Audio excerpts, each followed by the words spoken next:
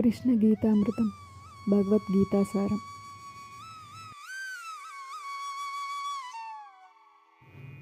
భగవద్గీత అధ్యాయం 1 శ్లోకం 1. ధృతరాష్ట్ర ఉవాచ ధర్మక్షేత్రే కురుక్షేత్రే సమవేతాయుత్సవః మమకాః పాండవశ్చైవ కిమకుర్వత సంజయ. అర్థం: ధృతరాష్ట్రుడు అడిగాడు, ధర్మక్షేత్రమైన కురుక్షేత్రంలో యుద్ధానికి చేరిన నావారు పాండవులు ఏం చేశారు సంజయ?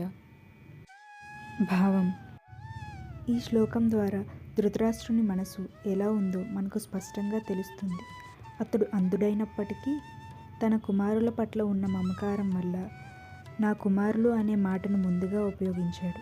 కురుక్షేత్రం ఒక ధర్మక్షేత్రం అని తెలిసినప్పటికీ అక్కడ ధర్మ ప్రభావం వల్ల తమ కుమారులు ధర్మ మార్గంలోకి వచ్చి యుద్ధాన్ని వదిలేస్తారా, లేదా పాండవులకు అనుకూలంగా పరిస్థితి మారిపోతుందా అనే భయం అతని మనసులో కనిపిస్తుంది.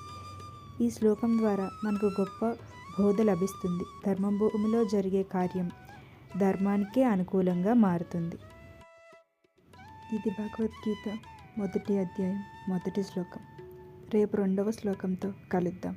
హరే కృష్ణ కృష్ణ కృష్ణ హరే హరే.